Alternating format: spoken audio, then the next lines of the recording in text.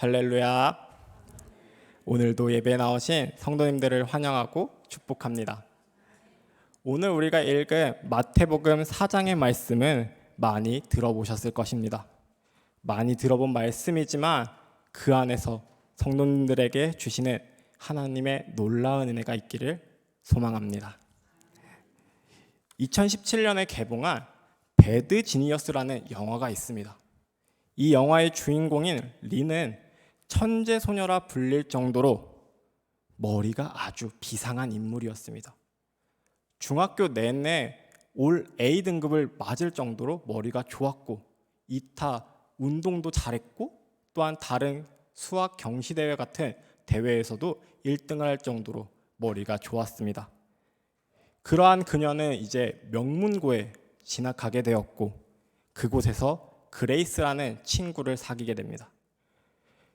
그런데 그레이스라는 친구에게는 한 가지 고민이 있었습니다. 교내 연극에 나가기 위해서는 성적이 뒷받침되어야 하는데 그러지 못한 것이었습니다. 이에 수학이 약했던 그레이스를 위해서 리는 같이 수학 문제를 풀어주었고 며칠 뒤 시험을 치르게 됩니다. 그런데 린과 함께 풀었던 시험지와 시험을 보기 위해 나온 그 문제들이 전부 다 똑같았던 것입니다. 이 사실을 전혀 눈치채지 못한 그레이스는 울기까지 합니다. 이 모습을 본 이 주인공 린은 마음이 약해져 그레이스를 돕기로 하며 정답을 적은 지우개를 그녀에게 전달합니다.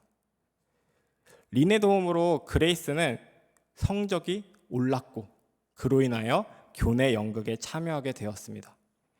기분이 좋아진 그녀는 린을 파티에 초대합니다. 그리고 그곳에서 그레이스의 남자친구 팟에게 일정 금액을 받고 컨닝을 도와줄 것을 제안받습니다. 그녀는 처음에 망설입니다. 하지만 장학금으로 이 학교를 다니는 줄 알았지만 학교에서 유지비 명목으로 아버지에게 돈을 받고 있었다는 사실을 알게 된 후에 그녀는 이를 수락하게 됩니다.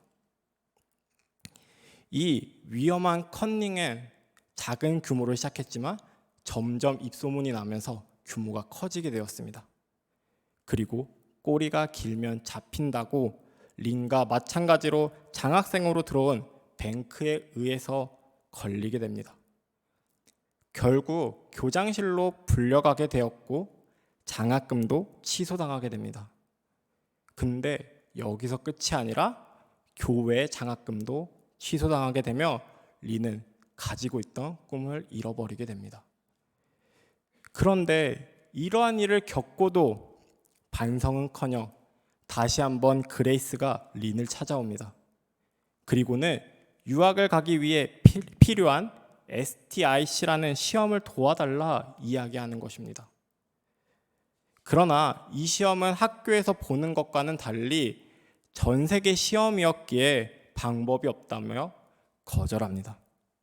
하지만 거액의 돈을 제한한 팟 때문에 고민하던 린은 호텔에서 한 외국인이 자기 딸과 영상통화를 하는 모습을 보고 시차를 통해서 부정행위할 방법을 생각해냅니다. 그러나 본인 혼자 할 수 없다고 생각한 그녀는 자신을 고발했던 뱅크를 떠올리며 일에 동참해 줄 것을 제안합니다. 이 영화는 실제로 있었던 일을 영화로 만든 내용입니다. 영화의 내용은 뒤에 더 이어지지만 저는 이 영화를 보면서 유혹에 대하여 한번 생각해 보게 되었습니다. 영화의 주인공인 린은 돈이라는 유혹에 빠졌습니다. 그런데 우리도 삶을 살아가다 보면 수많은 유혹에 빠지게 됩니다. 재물, 권력, 명예 등과 같은 수많은 유혹의 말입니다. 오늘 말씀에 등장하는 예수님께서도 마귀에게 시험을 당하십니다.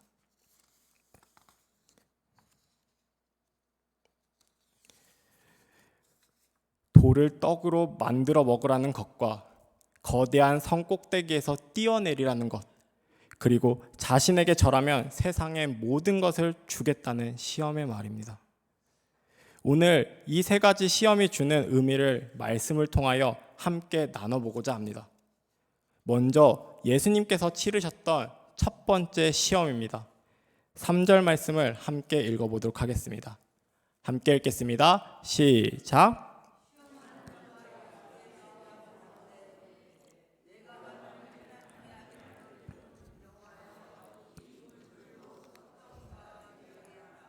아멘.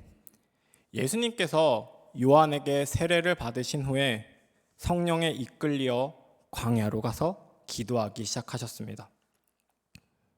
그런데 그냥 기도하신 것이 아니라 40일 동안 밤낮으로 금식하며 기도하였다고 성경은 말하고 있습니다. 혹시 성도님들께서 40일을 금식하며 기도해 보신 분이 계십니까? 40일간 아무것도 먹지 않고 기도한다는 것은 에너지는 계속해서 소비하는데 소비되는 에너지를 채울 것이 없는 아주 힘든 순간을 이야기합니다. 당시 예수님은 인간의 몸으로 이 땅 가운데 계셨습니다. 그렇기에 우리들과 마찬가지로 당연히 허기가 지고 배도 고프셨을 것입니다. 육신적으로 매우 굶주리신 이 상황 가운데 마귀가 예수님을 찾아와 시험하였던 것입니다. 이 돌들로 떡덩이가 되게 하라 라고 말하면서 말입니다. 이는 인간으로서의 가장 연약한 부분을 시험한 것입니다. 실제로 우리 주변의 사람들을 살펴보면 육신적인 욕구를 충족하기 위해서 전전긍긍하며 살아가는 사람들이 정말 많이 있습니다. 그러나 예수님께서는 이렇게 말씀하셨습니다. 사람이 떡으로만 살 것이 아니요 하나님의 입으로부터 나오는 모든 말씀으로 살 것이라 라고 말입니다. 우리 인간에게는 떡이 필요하지만 떡보다 더 중요한 것은 하나님의 말씀입니다. 그래서 예수님께서는 그러므로 염려하여 이르기를 무엇을 먹을까, 무엇을 마실까, 무엇을 입을까 하지 말라.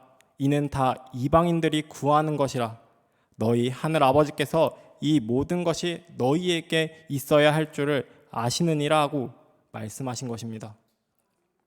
성도 여러분, 우리가 하나님 앞에 충성하고 하나님 말씀에 순종하고 하나님 앞에 영광을 구하면 먹고 사는 문제는 하나님께서 다 해결해 주실 것입니다. 마치 이스라엘 백성들이 배고픔을 호소할 때 하늘에서 만나를 내리심으로 그들을 먹이시고 보호하셨던 것처럼 말입니다. 마귀의 물질의 시험에 놓여져 있으십니까? 그럴 때 오늘 예수님께서 말씀하신 이 말씀을 기억하시길 바랍니다. 사람이 떡으로만 살 것이 아니요 하나님의 입으로부터 나오는 모든 말씀으로 살 것이다 라는 이 말씀을 말입니다. 물질의 시험 앞에서 하나님을 찾으며 말씀으로 이겨내시는 성도님들이 되시기를 바랍니다. 이어서 예수님께서 치르셨던 두 번째 시험입니다. 5절과 6절 말씀을 함께 읽어보도록 하겠습니다. 함께 읽겠습니다. 시작. 이에 마귀가 예수를 거룩한 성으로 데려다가 성전 꼭대기에 세우고 이르되 내가 만일 하나님의 아들이어든 뛰어내리라. 기록되었으되 그가 너를 위하여 그의 사자들을 명하시리니 그들이 손으로 너를 받들어 발이 돌에 부딪히지 않게 하리로다 하였느니라. 아멘. 첫 번째 시험에서 아무런 결실을 맺지 못한 마귀는 이번에 예수님을 거룩한 성에 성전 꼭대기로 데리고 갑니다. 그리고는 내가 만일 하나님의 아들이어든 뛰어내리라고 이야기하며 예수님을 시험합니다. 그런데 이번에는 앞선 첫 번째 시험과는 다릅니다. 예수님께서 하나님의 말씀을 인용하여 마귀에게 응수하셨던 것을 따라하듯이 마귀가 말씀을 인용한 것입니다. 시편 91편의 말씀입니다. 그가 너를 위하여 그의 천사들을 명령하사 내 모든 길에서 너를 지키게 하심이라. 그들이 그들의 손으로 너를 붙들어 발이 돌에 부딪히지 아니하게 하리로다. 아멘. 그런데 예수님께서는 이 또한 단호하게 거절하십니다. 또 기록되었으되 주 너의 하나님을 시험하지 말라 하였느니라 하시니 라고 말씀하시면서 말입니다. 신명기 6장 16절의 말씀을 인용하시면서 마귀의 유혹을 거절하신 것입니다. 하나님을 시험한다는 것은 무엇을 말하는 것일까요? 하나님의 말씀을 의심하는 것을 이야기합니다. 예수님께서 거룩한 성 꼭대기에서 뛰어내리셨다고 해도 다치지 않으셨을 것입니다. 하나님의 아들이셨기 때문에 그만한 능력이 있으셨기 때문입니다. 그러나 정말 괜찮을까? 내가 뛰어내려도 괜찮을까 하는 마음에 또 마귀의 유혹에 빠져서 거룩한 성 꼭대기에서 뛰어내렸다면 하나님의 말씀을 믿지 못하고 의심하며 시험 들었을 것입니다. 성도 여러분, 예수님께서는 마귀의 두 번째 시험에 주 너의 하나님을 시험하지 말라고 이야기하셨습니다. 이것은 말씀을 믿고 신뢰하였기 때문입니다. 예수님께서 하나님의 말씀에 대한 신뢰가 없었다면 아마도 마귀가 유혹했을 때 그 자리에서 뛰어내리셨을 것입니다. 정말로 하나님의 천사가 나타나는지 나를 다치지 않게 해주는지 확인하기 위해서 말입니다. 어떤 상황에서도 하나님을 의지하고 하나님의 도움을 기다리는 것은 하나님에 대한 바른 믿음과 신뢰를 이야기합니다. 마귀의 두 번째 시험은 그 신뢰가 있느냐 없느냐를 알아보는 시험이었습니다. 마귀의 시험이 우리 앞에 놓여져 하나님을 향한 믿음이 의심되십니까? 그럴 때 예수님께서 보여주신 그 신뢰를 다시 한번 머릿속에 새기며 나아가는 성도님들이 되시길 바랍니다.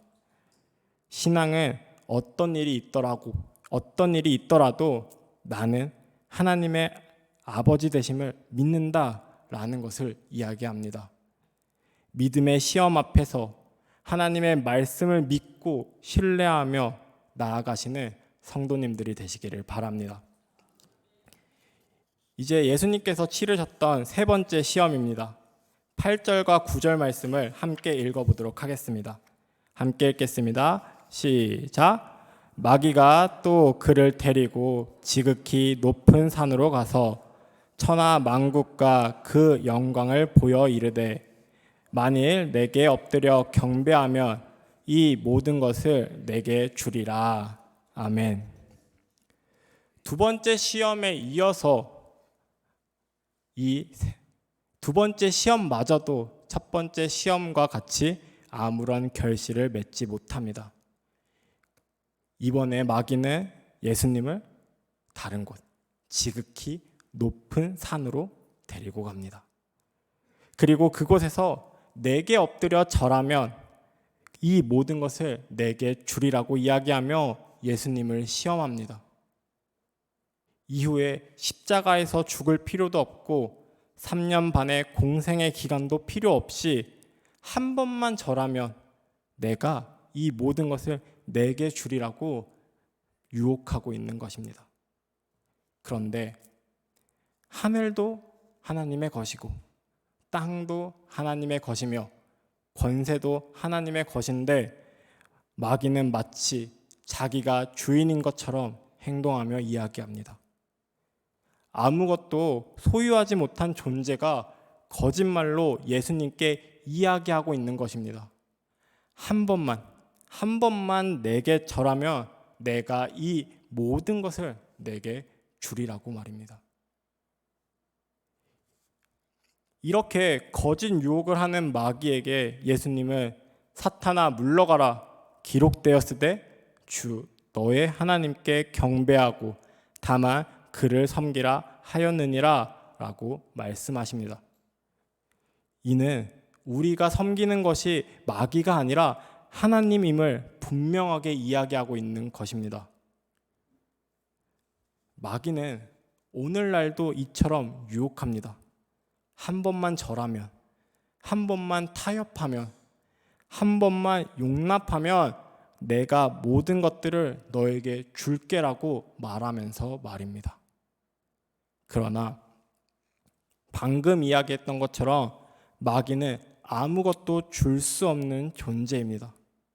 이러한 마귀의 유혹은 거짓 유혹임을 기억하시는 성도님들이 되시길 바랍니다. 또한 주 너의 하나님께 경배하고 다만 그를 섬기라는 예수님의 말은 우상 숭배에 빠지지 말고 탐욕에 빠지지 말며 교만에 빠지지 말라는 말과 같습니다. 사단의 전략은 우상을 만들어 하나님보다 더 사랑하는 것을 만드는 것입니다. 그러나 하나님을 향한 우리들의 마음은 다른 것과 나누어서는 안 됩니다. 오직 한 분, 오직 하나님 한 분을 향하여 있어야 하는 것입니다. 마귀가 이야기하는 세상의 권력과 물질, 명예가 우리의 삶에 필요한 것은 맞습니다. 있으면 우리의 삶을 편하게 만드는 것은 사실입니다. 그렇기에 마귀는 우리의 삶을 흔들기 위해서 이것들을 가지고 와서 우리들을 유혹하고 있는 것입니다. 내가 이것을 줄 테니 너네 나 한번 믿어봐 라고 이야기하는 것처럼 말입니다. 그러나 이것들은 필요한 것일 뿐 경배해야 될 대상은 아닙니다. 권력이 우리의 우상이 되고 물질이 우리의 우상이 되고 명예가 우리의 우상이 되는 가운데 오직 우리가 경배할 대상은 하나님밖에 없음을 기억하는 성도님들이 되시길 바랍니다. 마귀의 거짓 유혹 앞에서 흔들리고 계십니까? 내가 어떻게 해야 될지 모르시겠습니까? 그럴 때 우리에게 모든 것을 주실 수 있는 분은 오직 하나님밖에 없음을 고백하며 우리가 경배해야 될 대상 역시 오직 하나님밖에 없음을 고백하며 나아가시는 성도님들이 되시기를 바랍니다. 사랑하는 성도 여러분, 마귀가 예수님의 육신의 문제로 유혹했을 때 예수님께서는 사람이 떡으로만 살 것이 아니요 하나님의 입으로부터 나오는 모든 말씀으로 살 것이라 말씀하시며 이겨내셨습니다. 또 하나님의 아들이심을 증명하라는 유혹에는 주 너의 하나님을 시험하지 말라라고 말씀하시며 이겨내셨습니다.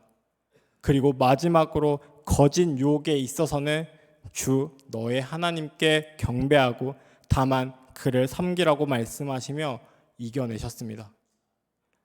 예수님께서 이렇게 이겨내실 수 있었던 것은 예수님께 하나님의 말씀이 있었기 때문입니다. 마귀의 시험은 언제 우리에게 다가올지 모릅니다. 내일이 될지, 모레가 될지, 아니면 예배를 하고 있는 이 순간이 될지 아무도 모릅니다. 그러나 항상 말씀으로 무장하며 나아갈 때 우리는 그 어떠한 시련과 고통도 또 어떠한 유혹과 시험도 이겨낼 수 있을 것입니다. 예수님처럼 하나님의 말씀으로 마귀의 시험을 이기는 성도님들이 되시기를 바랍니다. 우리가 다른 것을 구하지 않고 이 시간 오직 하나님의 말씀만을 구하며 나아가는 시간이 되기를 바랍니다. 오늘 말씀을 정리할 때, 오늘 말씀을 준비할 때 꼭 이 말을 드리고 싶었습니다. 성도님들 가운데 이 성경, 이 하나님의 말씀이 가득하시기를 바랍니다. 그 누구보다, 그 어떤 것보다 하나님의 말씀이 성도님들께 가득하기를 항상 바라고 원하고 소망합니다.